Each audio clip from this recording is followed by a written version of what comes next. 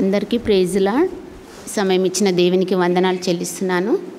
నేను ఇక్కడ నిలబడ్డంటే కేవలం కృప, దేవుని కృపనే. నా సంఘస్థులు, నా ఆత్మీయ తల్లిదండ్రులు, సంఘం అంతా, పాస్టరు, పాస్టమ్మ, మరి క్వైర్ వారు, మరి సంఘ పెద్దలందరూ నా కోసం ప్రార్థించినందుకు మీకు అందరికీ నా వందనాలు చెల్లిస్తున్నాను.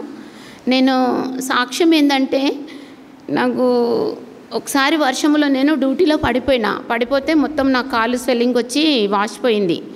దాంతో నేను మెడిసిన్స్ వేసుకున్నప్పుడు కొంచెం తగ్గింది.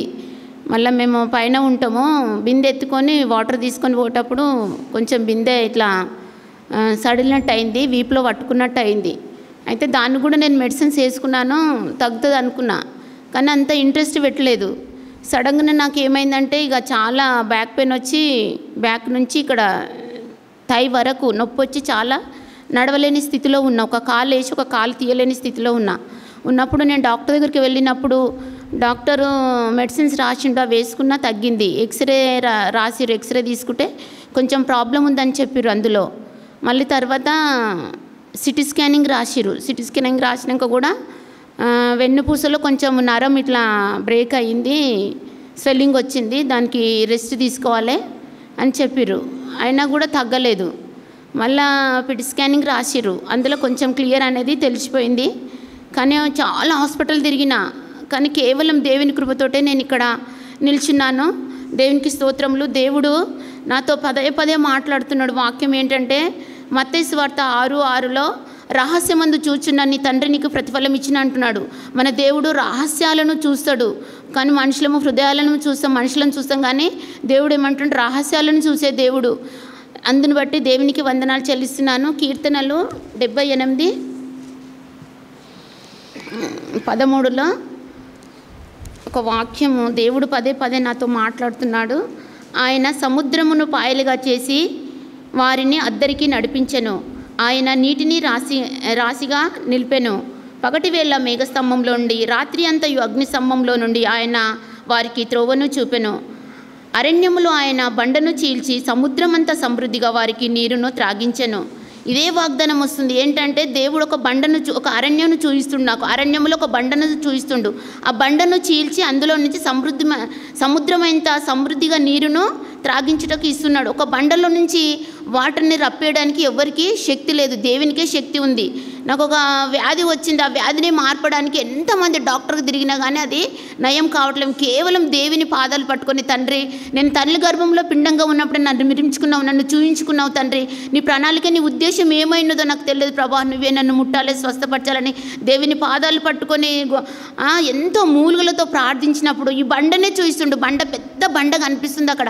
ఆ బండను చీల్చి అందులోంచి ఉబ్బుకమైన నీళ్లను నా యొద్దకు తెప్పించి నాకు దేవుడు సంపూర్ణ స్వస్థత అనుగ్రహించినాడు. అందుని బట్టి దేవునికి నేను స్తుతి స్తోత్రములు చెల్లించుకుంటున్నాను. ముఖ్యంగా ఇంతమంత సంఘం నా కోసం అయితే, యూత్ పిల్లలైతే కన్నీటి ప్రార్థన. అసలు ఎంతంటే మా ఆంటీ మాకు బ్రతకాలే, మా ఆంటీ మాతో ఉండాలని ఎంతో ప్రార్థన. మరి క్వైర్ వాళ్ళు కూడా నా గృహాన్ని దర్శించినారు. మరి సంఘ పెద్దలు ప్రతి ఒక్కరు నా గృహాన్ని దంచినాను, నన్ను ఆదరించినారు, నా భర్తను ఆదరించిన, నా కుటుంబం కోసం, నా బిడ్డల కోసము ప్రార్థించిన ప్రతి ఒక్కరికి నేను వందనాలు చెల్లిస్తున్నాను. నేను బ్రతికి ఉన్నానంటే కేవలం దేవుని కృపనే. దేవుడు ఇంత గొప్ప సహాయం చేసినందుకు నేను ఆయనకు రుణపడి ఉంటా. ఆయన సంఘంలో సాక్షిగా నిలబడాలని నేను దేవునికి వందనాలు చెల్లిస్తున్నాను. నా కోసం నా కుటుంబం కోసం ప్రార్థించిన ప్రతి ఒక్కరికి వందనాలు. మరి నాతోటి హాస్పిటల్కి తిరిగిన, నేను పేర్లు చెప్పను ఎందుకంటే దేవునికి తెలుసు, నాతోటి హాస్పిటల్ తిరిగిన ప్రతి ఒక్కరికి మీ అందరికీ చేతులతో నుంచి వందనాలు చెల్లిస్తున్నాను. దేవుని సన్నిధిలో ఒక చిన్న పాట పాడాలని ఆశ ఉంది. ఒక చిన్న పాట. కానాను యాత్రలోనా కాపరివై నన్ను కాచావు, నా తోడు నీవయ్యుండి నీ వాక్కుతో నడిపించావు. కానాను యాత్రలోనా కాపరివై నన్ను కాచావు, నా తోడు నీవయ్యుండి నీ వాక్కుతో నడిపించావు. షకీన మేఘమా నా యేసయ్యా కురిపించావు, కృపామృతము నాపై. షకీన మేఘమా నా యేసయ్యా కురిపించావు కృపామృతము నాపై.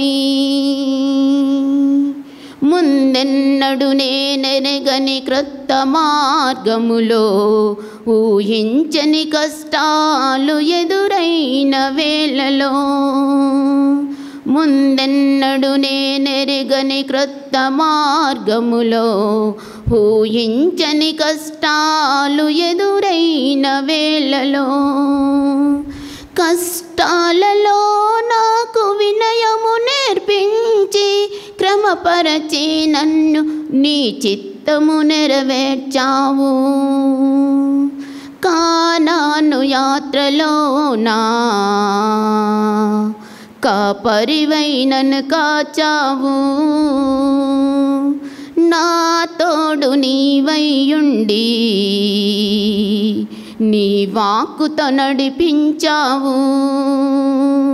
షకీన మేఘమా నా యేసయ్యా కురిపించావు కృపామృతము నాపై. నా ఎడల నీకున్న ప్రణాళికను ఎరుగక హృదయములో కలవరపడి భయమొందితినయ్యా. నా ఎడల నీకున్న ప్రణాళికను ఎరుగక హృదయములో కలవరపడి భయమొందితినయ్యా. నా భారమంతయు నీ భుజములపై మోపి అత్యున్నత స్థానములో నన్ను నిల్పావయ్యా. నా భారమంతయు నీ భుజములపై మోపి అత్యున్నత స్థానములో నన్ను నిల్పావయ్యా. కానాను యాత్రలో నా కాపరివై నన్ను కాచావు. నా తోడు నీవైయుండి నీ వాక్కుతో నడిపించావు. షకీన మేఘమా నా యేసయ్యా కురిపించావు కృపామృతము నాపై.